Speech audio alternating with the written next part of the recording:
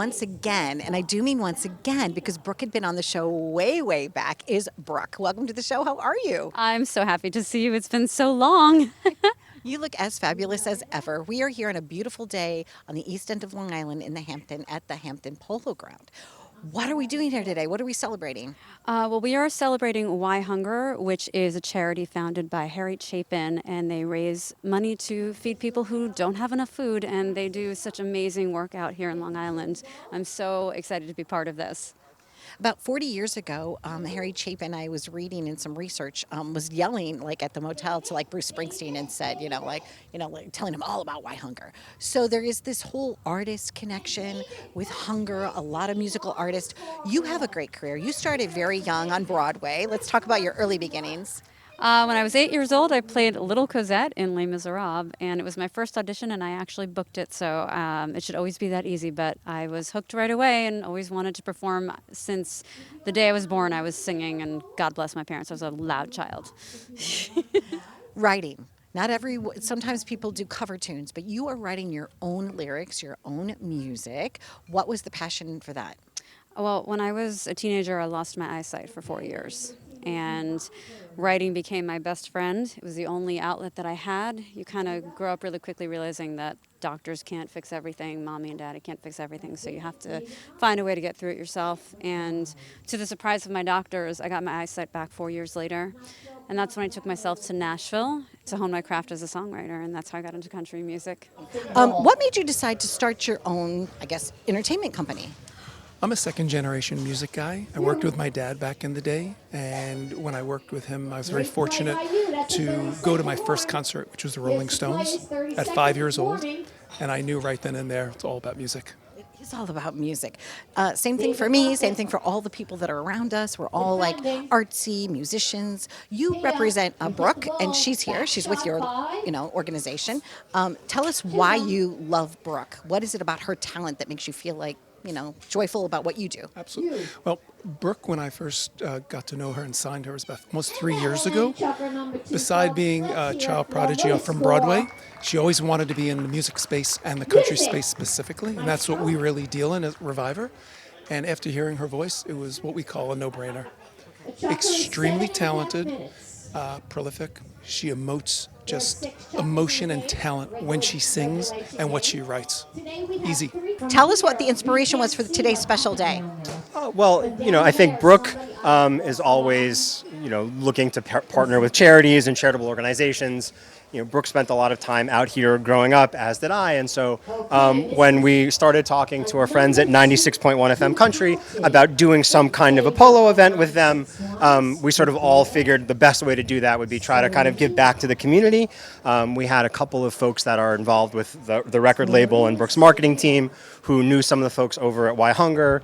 They put us together. We learned a little bit about what they do and what they're about. And we thought, again, sort of they're local. They focus on sort of solutions to, hunger and hunger-related issues in Long Island and the greater community. And we thought, what better way to sort of have a polo event with a big barbecue and live music than making it about giving back to the, community through food. So today's a family day for you. Yes, definitely. And I don't even think I have seen your young son in person. I think I've only seen him in social media. But you and Keith are here and you're celebrating Why Hunger. Tell us how long you've been involved in the polo scene together. Polo scene, Keith's been playing for about 10 years now. Yeah, long time. Yeah, long. And you also work with hospitality brands. So how is that involvement here today, Heather? Well, we make sure we have some sponsors. By sponsors, I mean people that donate liquor for this cause. So people that are coming and paying for any type of sponsorships, they get to enjoy with a nice beverage. Lovely beverage cart here. You've always been philanthropic. Who taught you as a young girl to be philanthropic? My Aunt Percy, definitely. She worked in a long-term care facility, and I always volunteered with the elderly, and then I just kept that going through my entire life. No stranger to my airwaves. It's Keith Hart, also partner of Heather. So you've been playing polo for how long, Keith? 10 years. 10 years. What gave you the bite to do it? When I was a kid, I worked at a riding stables. I was a poor kid. I shoveled horse manure, and I rode every day. And then I was out here in Long Island, and I said to a person, we were at a bar, they said, I said, leave me alone. I just exercise. And they said, I just play polo. I said, I'm John Wayne. I can ride. And she said, if you think you can ride, come play polo tomorrow. Wow. So I came here and played polo, and I fell in love with it right away. It's competitive. You're on a horse, and it's a lot of fun, and I've been playing it ever since. Tell us from the radio station's perspective why you wanted to do this community event. Well, a home run, obviously the charitable aspect, home run. But when Reviver Records came to us and said, let's partner on something, and then I heard Brooke's music, and I had never been to a polo match. It's like everything kind of lined up, and I'm like, let's go. Why not? Sounds like a great event. Now, how long have you been at the radio stations? I have been with Country since we started. 96.1 began as Country on January 19th, 2011. And I've been there doing mornings and running the station since then. Been in radio about 27 years and love every minute of it. The station's doing so great. How long have you been playing polo? 5 years or so. Yeah. What do you love best about the sport? You know, the camaraderie with teammates and the interaction with the animals, the horses. Yeah.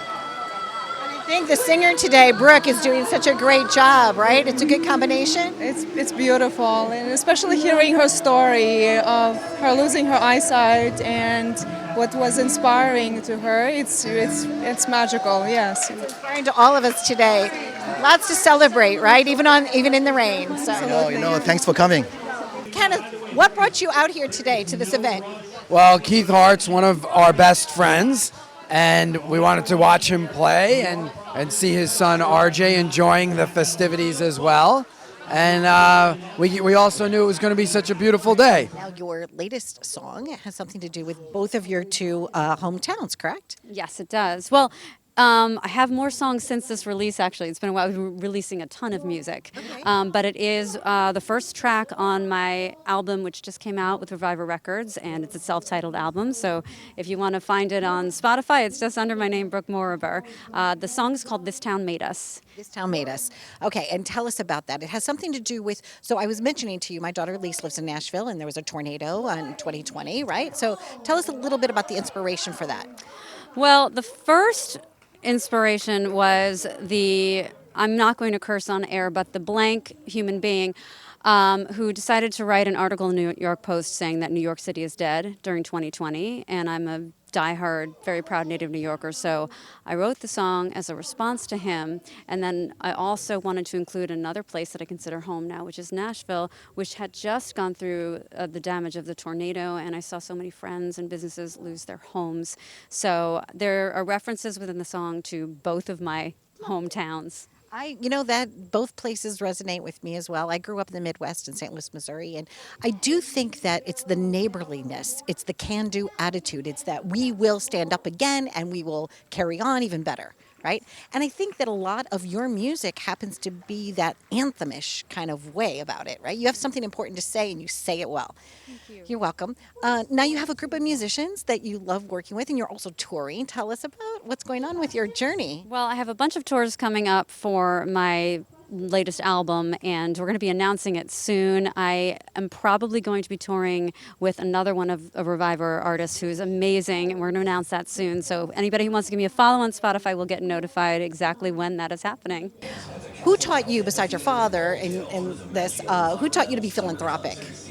Well, yes, it did. It comes from obviously family, but in our little world of being in the music business, it's universal. You have to give back. It's that simple. Real quickly, when I started the company in 2011, the first two records I ever did were charity records for Sir Paul McCartney. I made charity records based on Beatles and McCartney music with country artists. We gave money to different charities, and from that moment on, even though I did it before that, it's always been a part of what we do. It's interesting that you mentioned him, because just 2 weeks ago I was in London at Abbey Road Studio, and I also walked by where they first did Let It Be. So, wow, how I love the serendipity of my life. I just show up someplace, and then all of a sudden, like, these magic connections happen, and that's, I guess, when you're really standing in the flow of your journey. Besides the Rolling Stones, is there someone else that you in particularly have loved to see? That I would love to, That you have seen, and that you just love the day? How much time do we have? The top 10 list according to Reviver Music. It's really hard to say. I mean, my musical taste vary tremendously, from Pat Metheny to John Lennon and the Beatles, of course, to, whether it's hip hop music. It really spans everything.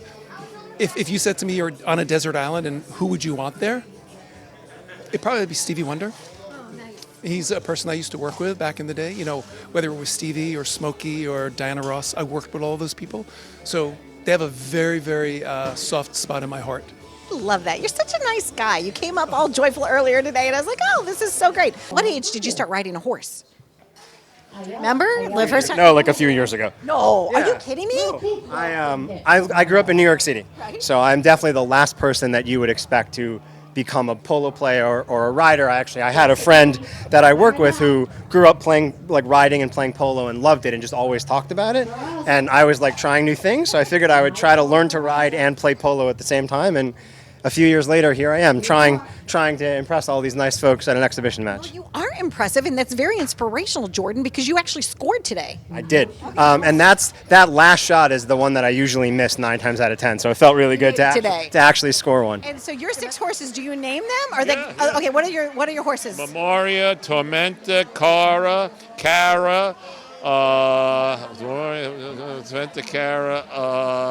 Pepita, and that's it. Is that 6? The next one, if you need another one, would you name one after me, Donna Drake? Of course I will, Donna Drake. You and Matt Keith, the two of you are like this power couple together doing beautiful things. Yeah, we love to give back. It's part of life. Couldn't agree more. And Why Hunger is such an important charity. And it seems like to me like this is such a good, close-knit community. I'm seeing so many people that I know from different walks of life. I saw Billy. Billy's here. Yeah. Your friend Billy. So when you guys travel, I guess you travel in a group of fun, good people. Yeah, we like to support together. Yes. Power in numbers. I agree. There are power in numbers. Stay tuned for more. We're living it up right here. And I believe that country listeners all have good hearts, right? I mean, it's kind of what makes country country. It's the heart of the matter. So my big quote to people these days, since I've been in radio so long, is if I have to leave country, I'm leaving radio. That's really the way it is. The listeners, the access to the artists, it's a family atmosphere. We have fans who come out to every event. They're age 8 to 80. It's just fantastic. So humble, so unassuming. Brooke had given me a little tip of information, which said she's going to be touring with somebody or recording with somebody that you also work with. Can you tell us about that union? Sure. We have a couple of other artists on Reviver. Ian Flanagan, who was part of season 19 of The Voice, is one of Reviver's artists. We have a gentleman named Aaron Goodvin. We have Brooke, of course. And I just signed a new writer, singer-songwriter named Randall Fowler, based from the Carolinas, now in Nashville. And we're going to put them out on the road together because they complement each other really well, from the sensibility of what he does to what she does. So we're working on a little mini regional tour for the two of them. Congratulations. I hope you'll go through St. Louis. St. Louis is my home stomping grounds, and they love that kind of music. We've been able to raise a lot of money for different charities throughout our knowing one another. And today, Why Hunger?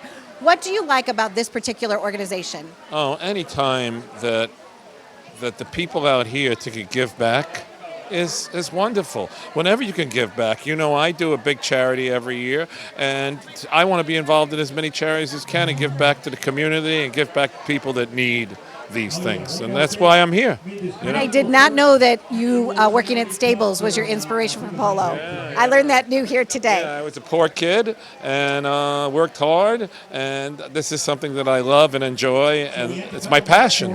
I'd rather play polo than almost anything else, believe it or not. You're happy, you're surrounded with wonderful people. Since the last time you were on the show, you're actually now happily married, right? And we're here on some polo grounds. So can we give that beautiful person of yours a shout out? Yeah, so my lovely husband, Jordan, is playing in the polo match we're watching right now, and this whole event was actually his idea, so kudos to him.